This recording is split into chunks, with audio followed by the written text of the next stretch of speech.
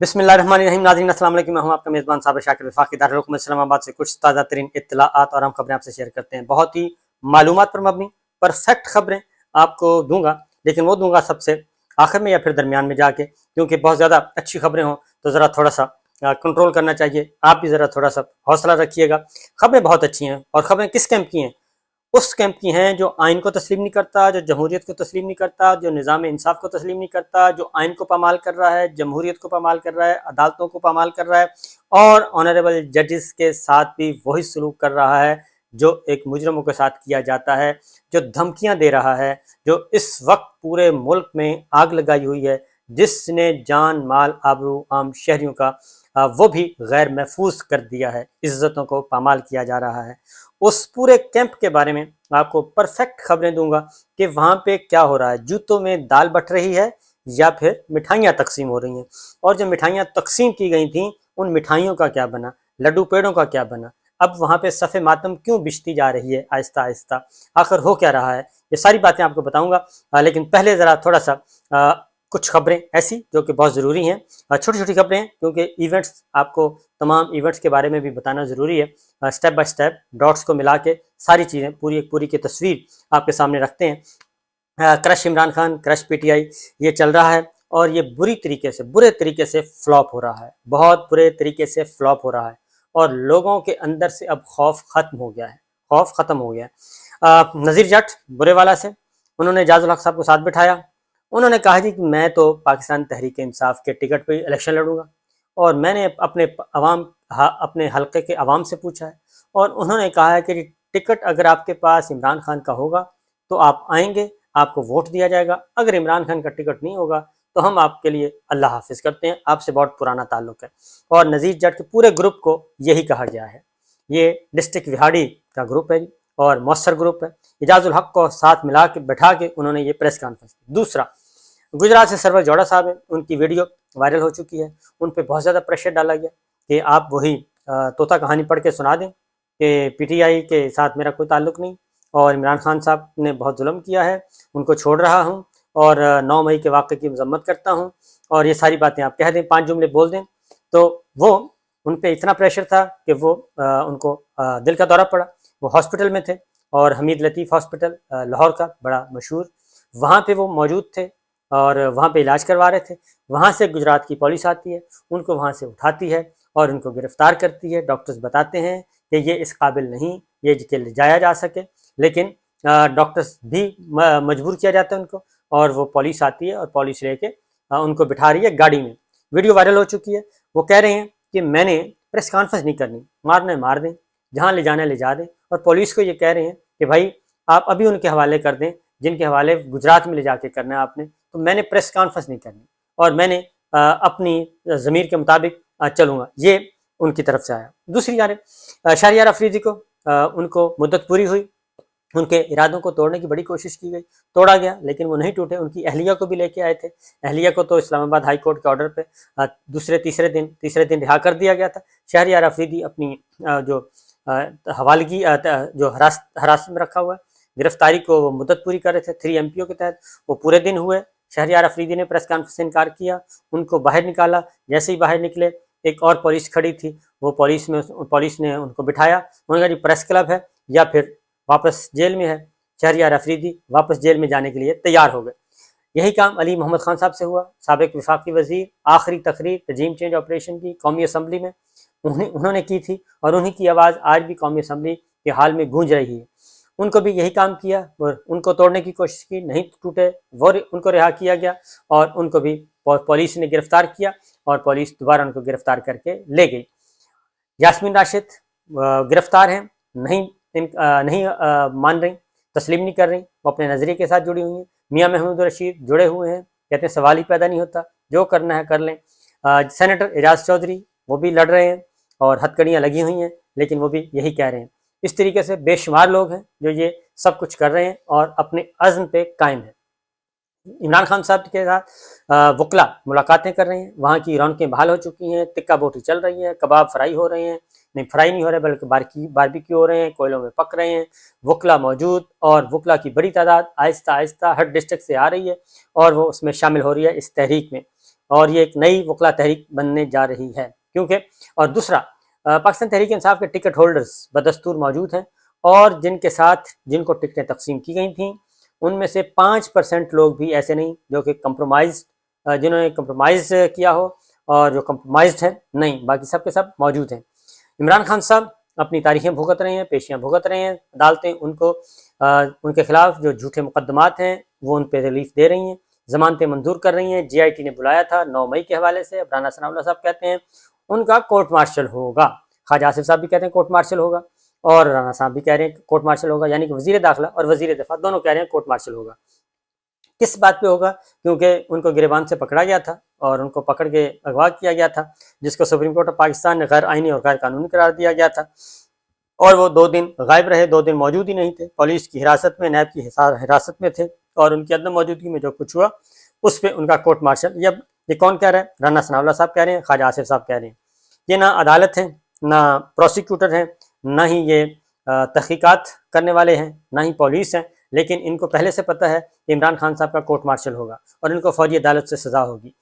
یہ دونوں سے پہلے سے لکھا ہوا ہے۔ اس کا مطلب کیا ہے؟ اس کا مطلب ہے کہ لیول پلینگ فیلڈ، جو مریم صاحبہ کی خواہش اور حکم دیا تھا کہ لیول پلینگ فیلڈ ہوگا تو بات بنے گی، لیول پلینگ فیلڈ نہیں ہوگا تو بات نہیں ہوگی۔ لیول پلینگ فیلڈ کیا ہے؟ وہ یہ ہے کہ جو کچھ نواز شریف صاحب کے ساتھ کیا گیا وہی سب کچھ عمران خان صاحب کے ساتھ دہرایا جائے، جو میرے ساتھ کیا یعنی کہ مریم صاحبہ کے ساتھ وہی کچھ بشرا بی بی کے ساتھ دہرایا جائے، اور ان کو بھی وہیں قید خانوں میں رکھا جائے جہاں پہ ہمیں رکھا گیا تھا۔ اب سوال یہ پیدا ہوتا ہے کہ لیول پلینگ فیلڈ یہ کیسا لیول پلینگ فیلڈ ہے؟ یعنی اس میں عدالتوں نے جب انکار کیا کہ اس لیول پلینگ فیلڈ کا، اس ایگریمنٹ کا، اس معاہدے کا ہم حصے دار نہیں ہیں، عدالتی نظام اس کے حصے دار نہیں ہیں، جب عدالتوں نے انکار کیا تو ان پر بھی کیچڑ اچھالا گیا، ان کو بھی دھمکیاں دی گئیں، ان کو بھی گالیاں دی گئیں، اور آج تک آنریبل ججز کو گالیاں دی جا رہی ہیں، خفیہ ملاقاتیں کر کے ججوں کو توڑا جا رہا ہے، توڑنے کی کوشش کی جا رہی ہے۔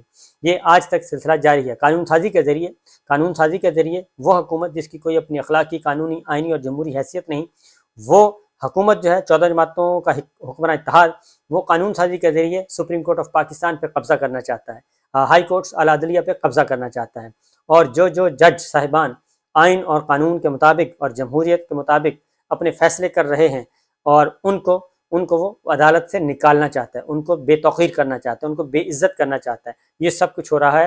اور آنریبل ججز اعلیٰ عدلیہ اب یہ بہت اچھی طرح سمجھتی ہے کہ انہیں باقاعدہ ایک طے شدہ پلان کے تحت، طے شدہ منصوبے کے تحت ان کو رسوا کیا جا رہا ہے، ان کو بے توقیر کیا جا رہا ہے، ان کو دھمکیاں دی جا رہی ہیں اور ان کے گھروں پر حملے کرنے کی بھی دھمکیاں دی جا رہی ہیں، اور وہ سمجھتے ہیں کہ اسٹیبلشمنٹ نے ہمارے فیصلوں کو بے توقیر کیا اور ان کو یہ جرت ملی ہے، جو ان کو ہمت یہ اور یہ اس طریقے سے جو سینہ زوری اور ایک غنڈہ گردی کر رہے ہیں، اس میں وہ کہتے ہیں کہ اسٹیبلشمنٹ جو ہے وہ خاموش تماشائی بن کے کھڑی ہے، اور وہ سب کچھ یہ ان کی وجہ سے کر رہے ہیں، کیونکہ ان کو پتہ ہے کہ ہمیں اسٹیبلشمنٹ کچھ نہیں کہے گی۔ یہ اس وقت کی گراؤنڈ ریئلٹی ہے، زمینی حقائق ہیں، لیکن جناب والا صورتحال اس کے بالکل برعکس ہے۔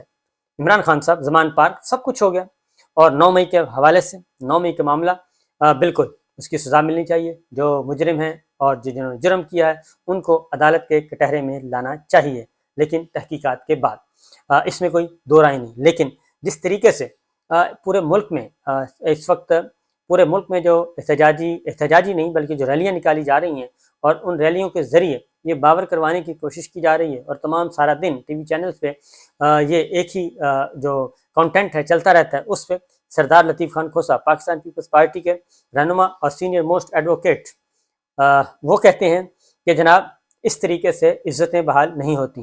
وہ کہتے ہیں کہ عزتیں بحال اس وقت ہوں گی جب آپ پاکستان میں صاف شفاف انتخابات کریں گے، جمہوری روایات کے امین ہوں گے، آئین اور قانون کی بالادستی کے لیے اپنا حصہ ڈالیں گے، اور عدالتی نظام کو تسلیم کریں گے، نظام انصاف کو تسلیم کریں گے، اور عدلیہ کی آزادی کو، میڈیا کی آزادی کو تسلیم کریں گے۔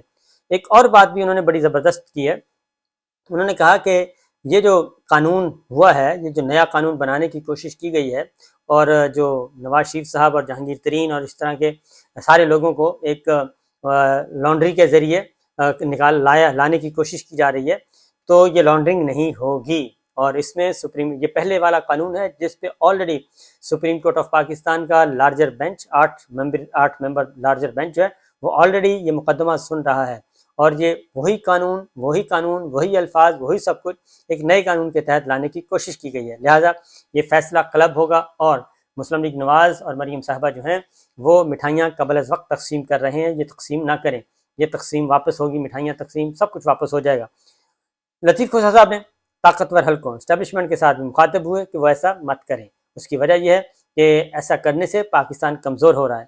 آئین ایک سائڈ پہ رکھ دیا گیا، آئین کو ردی کی ٹوکری میں ڈال دیا گیا، اور ان کا کہنا تھا، اور بالکل درست ہے، کہ ضیاء الحق صاحب نے بھی، جنرل محمد ضیاء الحق صاحب نے بھی اپنے مارشاء اللہ دور میں خواتین کو بے حرمتی ان کی نہیں کی تھی، ان کی بے توقیری نہیں کی تھی، ان کے خواتین کے سر سے چادریں دوپٹے نہیں نوچے گئے تھے، اور ان کے گروبانوں کو ہاتھ نہیں ڈالا گیا تھا، لیکن اس وقت اس سے کہیں زیادہ ظلم ہو رہا ہے۔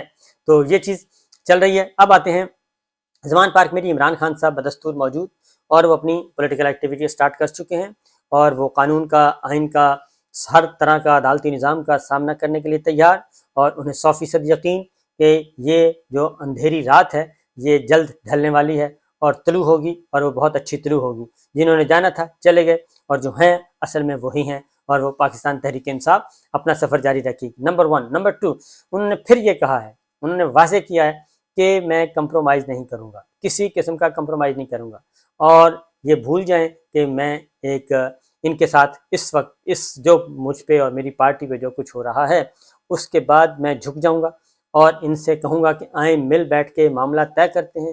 مل بیٹھ کے معاملات نہیں طے ہونے، میں اپنا سفر جاری رکھوں گا، پاکستان کے عوام میرے ساتھ ہیں۔ اب آتے ہیں دوسری جانب، اصل خبر جو ہے، صورتحال یہ ہے کہ جہانگیر ترین گروپ، علیم گروپ، چھینا گروپ، فلاں گروپ، چودھری سرور گروپ، چودھری شجاعت گروپ، اور نون گروپ، شین گروپ، میم گروپ، تمام گروپس جو ہیں اپنی اپنی جگہ پہ، دریشک گروپ اور لغاری گروپ، مزاری گروپ، بے شمار گروپس، ان کو اکٹھا کرنے، ان کو پہلے تو توڑا گیا، پھر جوڑا گیا، پھر توڑا گیا، پھر ان کو سیاسی یتیم کیا گیا، اب پھر ان کو دوبارہ کھڑا کرنے کی کوشش کی جا رہی ہے۔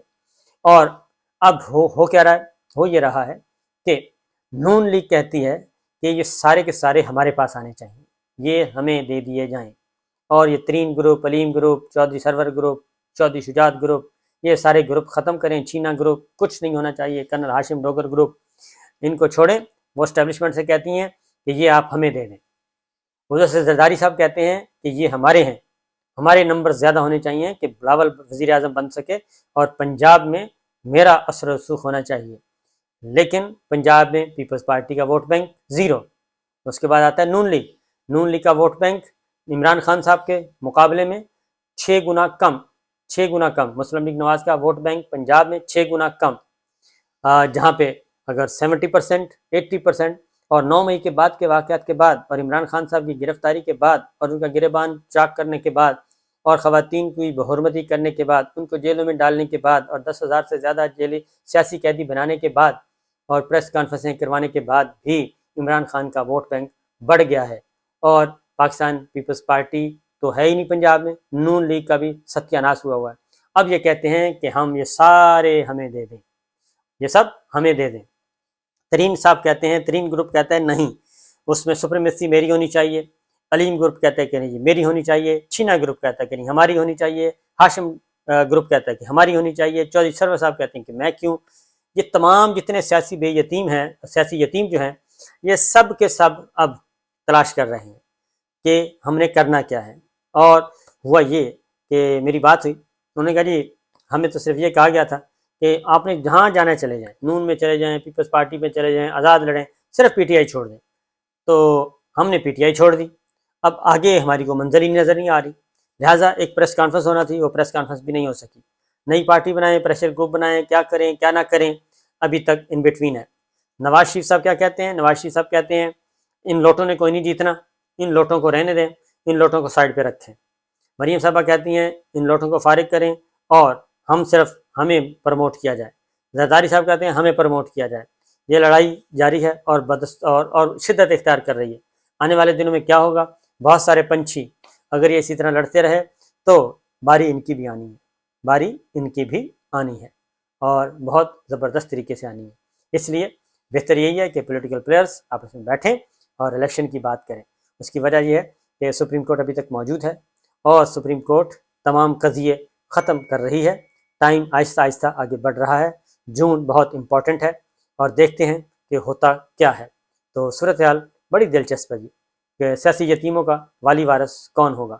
ان کا والی وارث شاید ہی کوئی ہو، کیونکہ عوام جو ہے وہ والی وارث ہیں اس وقت پاکستان کی.